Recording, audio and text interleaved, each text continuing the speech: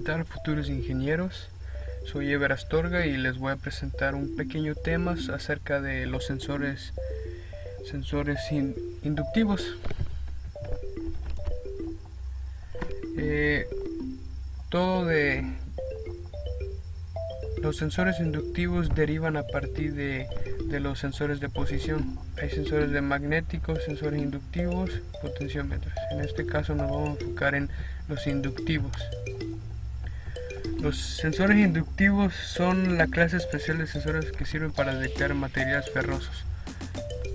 Ahí vemos que la corriente que circula a través del hilo genera un campo magnético que está asociado a ella. Los sensores de proximidad inductivos contienen devanado interno cuando una corriente circula por el mismo. Cuando un metal es acercado al campo magnético generado por el sensor de proximidad, este es detectado. Y bueno, una pequeña introducción acerca de los sensores inductivos. Los sensores inductivos de velocidad y posición tienen una gran variedad de formas, tamaños y diseños. Todos los sensores inductivos funcionan según los principios del transformador y utilizan un fenómeno físico que se basa en alternar las corrientes eléctricas. Michael Faraday cuando detectó que un conductor de una corriente podía inducir el flujo de corriente en otro conductor. Los descubrimientos de Faraday proporcionaron la creación de motores eléctricos, dínamos y obviamente sensores inductivos de velocidad y posición. Estos sensores incluyen interruptores de proximidad, ya sean variables o sensores de resistencia variable sincronizadas, o resolucionadores o transformadores, ya sea rotativos y lineales. Bueno, en los diferentes tipos de sensores inductivos vemos que hay sensor inductivo de proximidad, sensor de inductancia variable, transformador diferencial de variación lineal. Los más comunes que vamos a ver, aunque hay una gran variedad sinceramente, pero en este caso los VDT o los RVDT y resolucionadores miden el cambio de acoplamiento inductivo entre las bobinas normalmente denominadas bobinado primario y secundario, como vemos aquí, primario y secundario. El bobinado primario acopla energía en los bobinados secundarios, pero el ratio de energía acoplado en cada bobinado secundario varía según el desplazamiento relativo del objeto, permeable magnéticamente, y un resolucionador suele ser un rotor en una pieza que describe el segundo bobinado que está dispuesto alrededor del periferia del rotor. Aquí vemos unas aplicaciones, un sensor de LVDT en las industrias. Las aplicaciones de un sensor inductivo, las típicas ya había mencionado que era el LVDT y el RVDT, que mayormente los vemos en servos hidráulicos, en alerones aeroespaciales y controles de sistema de combustible y en los motores. Algunas aplicaciones típicas incluyen conmutación de motores eléctricos sin escobillas. Mayormente están embobinados en motores para detectar cualquier movimiento. Los sensores inductivos tienen un largo historial de funcionamiento fiable en condiciones difíciles. Son fiables por seguridad en detección de movimiento. Y aquí vemos otras pequeñas aplicaciones: detección de ruptura de brocas, detección de tornillos y tuercas para el control de dirección y velocidad, detección de presencia de latas y tapas, detección de posición totalmente abiertas o cerradas de válvulas, detección de ruptura de puntas de fresadora.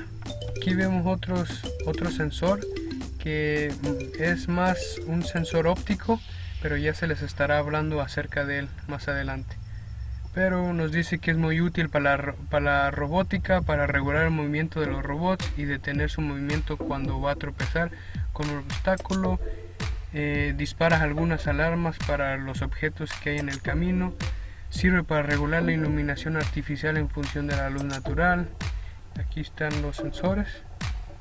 Entre las aplicaciones y los sensores inductivos, pues su principal funcionamiento es a través de un campo magnético generado por su bobina. Cuando un objeto metálico está cerca dentro de su rango, provoca una detección de movimiento, o más bien perturbación magnética.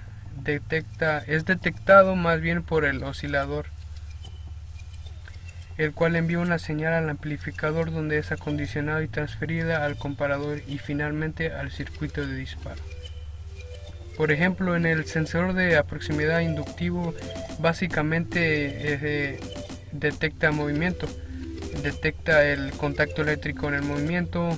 También hay para temperatura, humedad, agua, condensación, partículas extrañas como suciedad, grasa, arena y tierra. Y bueno, si ya cerrando sobre los sensores inductivos, ¿cómo concluir esto? Pues básicamente los sensores inductivos son dispositivos eléctricos cuyo propósito principal es detectar objetos metálicos a una distancia determinada. ¿Cómo? Pues están integrados básicamente por una bobina, oscilador, un amplificador de señal y un comparador, claro, y también tienen un circuito disparador. Ahora, los sensores ópticos.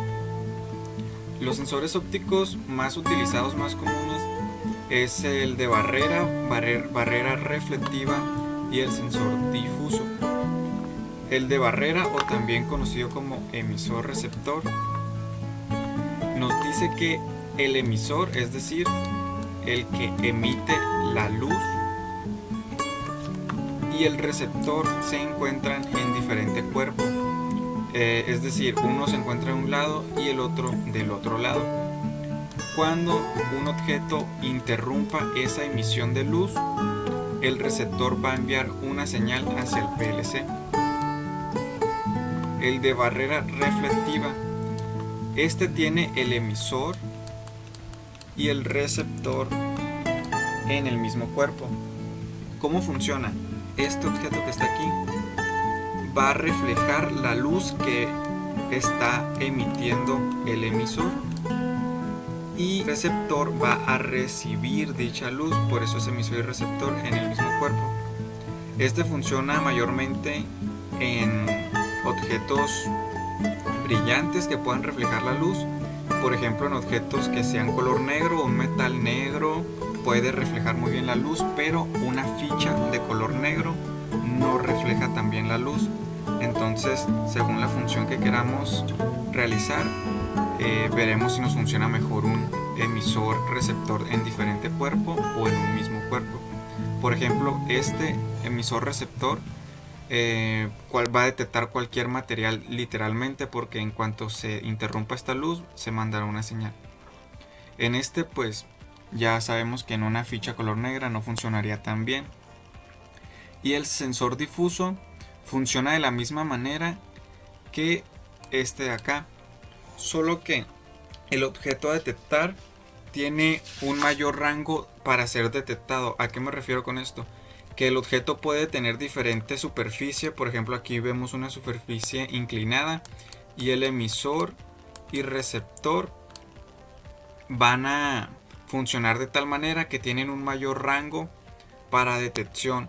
Es decir, vemos estos ángulos que son reflejados y el receptor los va a detectar. Por ejemplo, aquí solo va a detectar el que se encuentre directamente hacia él, no hay más.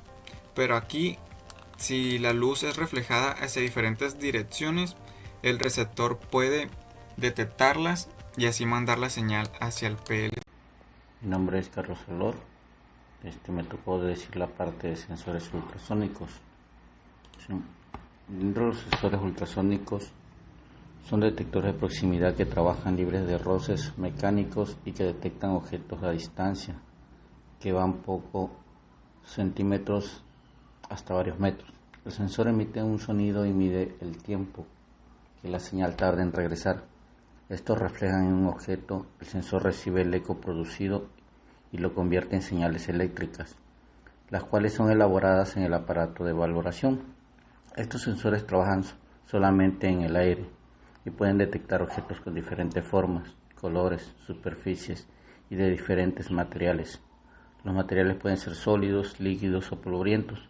Sin embargo, han de ser deflectores de sonido. Los sensores trabajan según el tiempo de transcurso del eco es decir, se valora la distancia temporal entre el impulso de emisión y el impulso del eco. Ahí como vemos la distancia, tenemos el sensor, la distancia y donde rebota el ultrasonido. La distancia se puede calcular con la siguiente fórmula. La distancia L es igual a un medio, ¿sí?, por T por C, donde L es la distancia, T es el tiempo entre la emisión y la recepción y C es la velocidad del sonido. El valor se multiplica por un medio ya que el T es el tiempo de recorrido de ida y vuelta.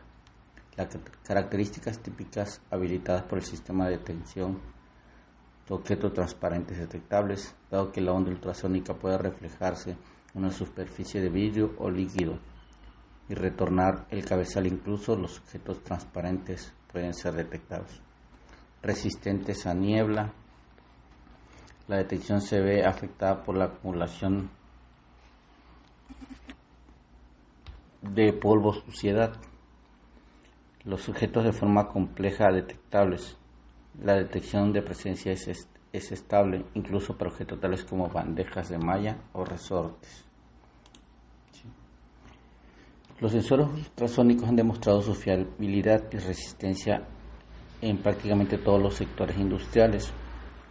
Los sectores más comunes en uso son de herramientas para maquinaria, ingeniería mecánica, alimentación y bebidas, trabajos en madera y mobiliario, materiales de construcción, agricultura, diseño, pasta y papel, manipulación de materiales, medición de niveles. Uno de los ejemplos más cotidianos podemos ver los sensores en los vehículos actualmente, también en las industrias, en cuestiones de donde las superficies son muy difíciles para medir, en tanques de aguas, industriales, de líquidos, son muy precisos para las distancias. De hecho, ahí les agregó un link de un video de más o menos el uso donde se ocupa comúnmente en la actualidad. Gracias.